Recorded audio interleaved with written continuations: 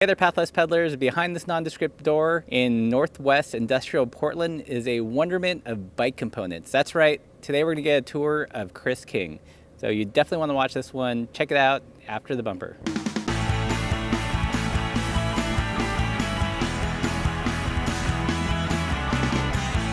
Hey there, everybody. We are here with Jay, the design manager at Chris King. For those few people that don't know who or what Chris King is, can you give us the breakdown? We are a domestically made bicycle component company, mainly focusing on bearings, so headsets, bottom brackets, and hubs, everything that sort of turns in a bike. And everything's made here in this factory? Under this roof, as many things as we can, yes. Great. That's awesome. Let's start the tour. Yeah, let's start. This is not a cage. We're not caging animals here. Tyler is our tech and warranty specialist. Don't get a ton in, but we do get some in. The idea is definitely not to throw away things and to reuse things as much as possible. So for people with like really old parts, do you guys have like a back stock of like backward compatible parts? Yes, we do.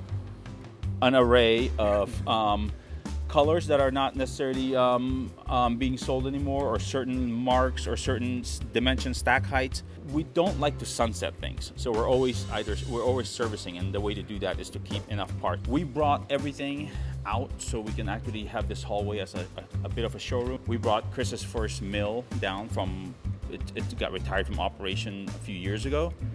But this is the machine that he first bought out of high school. Pretty good return on investment if it just got retired not too long ago. This was in the shop floor until about 3 years ago. We have Chris's mountain bike, a Cielo built in 1978.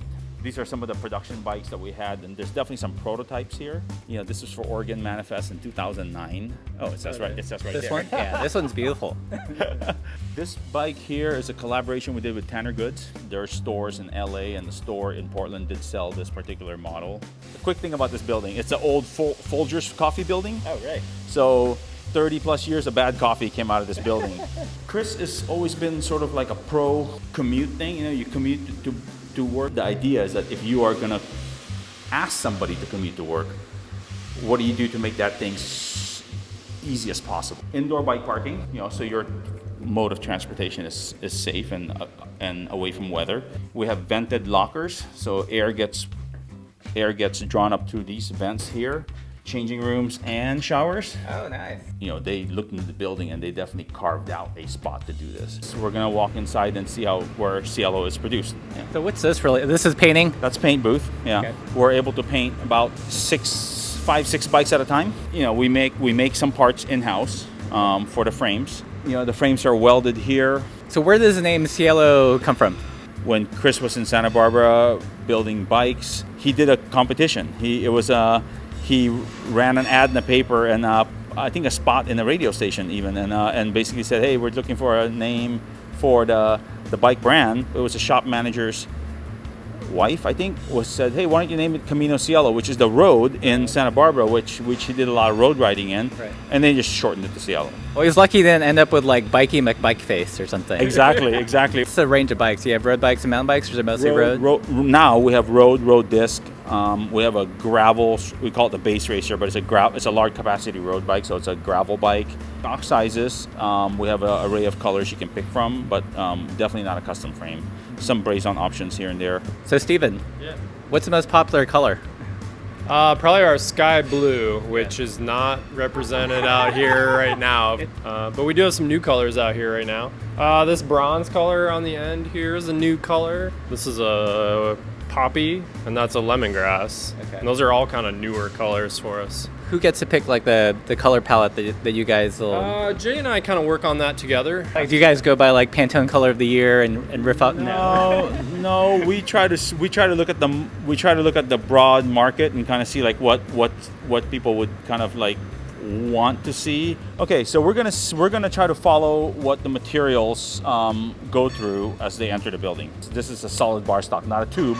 This allows us to really know the product we're getting, and also we try to get the strongest product out of this. So it's we understand the grain strength because it's not a tube, it's a solid bar. We generate a lot of parts, but what we generate a lot of is the chips. It's the waste product that comes out of this. We end up making pucks. Gets all the aluminum chips into a piston and cylinder, and with a lot of pressure, they create these pucks. What happens to the puck after it drops down? Our scrap becomes much more valuable to a lot of the recyclers out there. It's because you were able to squeeze out all the manufacturing. Not just that, but we also sort. The unique thing about Chris King is that we actually make our own bearings. And Chris designed the bearing specifically for the parts that we make. When he was working at a bike shop part-time doing sales and building bike frames in the back, people were basically, hey, you wanna make something really good in the bike industry. Someone said, hey, you should make headsets. And he's like, oh, headsets, why? He goes like, well, because they suck. He didn't necessarily want to make bearings.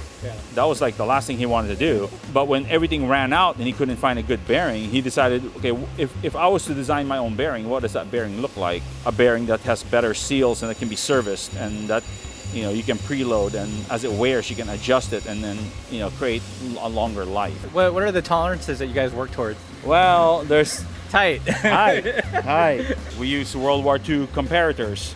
There's a lot of old school and kind of new technology kind of mix and mash into this building, So there's a little bit of that, and then there's a lot of gauges and bore gauges, and there's just a lot of measuring. It's like every single part you make, you're almost like measuring every part. Not every part, but every like 10 parts. I always watch people, and they're always like doing a lot of measuring, bore measuring. So we have to polish the parts once they're made, once they're machined, so they can have that special luster that we're known for as far as our anodizing colors. We get a lot of people asking us, hey, can we match your anodizing? Can we match your anodizing? I mean, yeah, you can match the anodizing, but so much of it is not even about the anodizing. So much of it is about the parts, how they get treated prior to anodizing. So we use a robotic polisher. It goes through different compounds, picks up the hub, goes through different polishing compounds, and then puts the hub back. It only does X amount of hubs a day. Certain models, and the rest of the models and hubs are done by hand. So we had to put on ear things because we're going to the polishing area. This is a room full of vibrating polishers. What's the brown stuff? It's a polishing media. These are walnut shells. A lot of people use walnut shells, yeah. So how long does something have to stay vibrating? Almost all day, I think, a while, yeah. Small parts. The hub shells are all done by hand. Then the rest of the hub shells get hand polished and then back out to the shop floor. There's fixtures, and then the brand gets burned on there, right? It's like a tattoo. So this is where the Chris King goes, boop. Yep. Well, it's more like this. And then when they're done, they go into assembly, where a lot of the colors sit. How many colors do you guys use in a year? Well, there's colors that are inline, so we always offer them.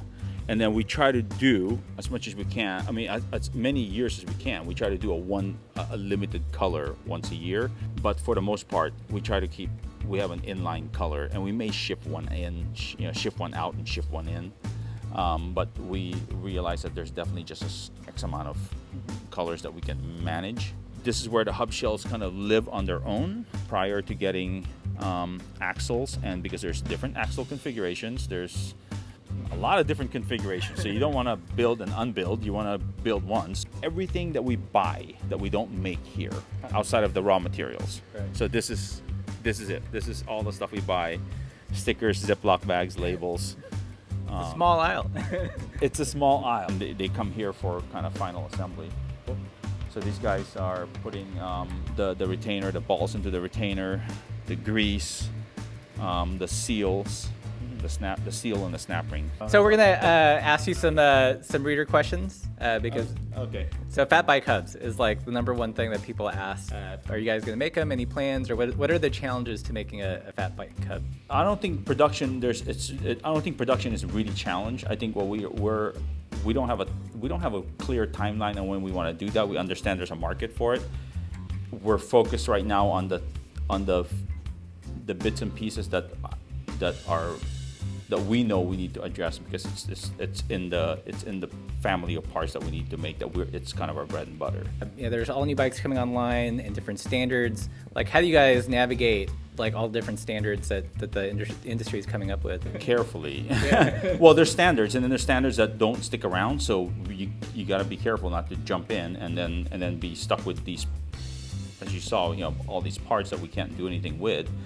We also want to make sure that when we make a part, whether it's a hub or a headset, mainly the hubs, that we have axles that can be swapped out. The goal is to always make the best parts, to always make a part that's serviceable, and that includes, you know, finding the longest life for this thing. You guys have to play the long game. It can't be just like following the latest trend. We definitely we can't put things in the market as fast as a lot of other people can. So we have to be, you know, we're the ones that are always kind of watching on the sideline. If it sticks around, let's do that. But if we do that, can we do this axle, that axle? Then we can make it face backwards a little bit. Some people who have frames that are existing, or it's kind of what's expected of us. You know, I mean, we're still a small company, so we still have to be very careful about how we use our resources. And, you know, it looks like a big company, but really we have a couple engineers, we have some people in planning, we have, all this stuff. We need to use it really, really wisely. So one reader asked if you guys make components that last or design to last a long time, how do you guys make money? How do you balance that kind of, the need to make the highest quality product and still sell new product? Chris told me once, a long time ago, that at one point he was making 60,000 headsets a year. I believe that's the number that was thrown at me, and I was kind of floored. I'm like, what? And he was kind of shocked too. He's like, right? He goes, where did they go? Where did they go? Is there like a hole in the ground where these things end up being? I always cherished the Chris King headset I had, and I always switched it from one bike to the other. Yeah. It's like my Brooks saddles. Oh yeah, you can buy my bike, but you can't take my Brooks saddle. I put my headset on like a bunch of different bikes, and I know I'm not the only one that did that because I hear that story all the time. Maybe people are just buying new bikes and putting the components. And now I think the industry has done something unique and different for us, is that they've created all these standards so that there is planned obsolescence. Maybe not with the actual part itself, but with the fact that that has to live in that bike, or this headset needs to live in that bike. Right. And because I can't put that on, like on this bike. Well, thank you so much, Jay, for the tour. And if you guys want a tour of your very own, they do them every Thursday at 10, though you do have to give them a heads up. So make sure you email them. And if you guys like this video, don't forget to subscribe, give it a thumbs up, and thanks for watching. Bye.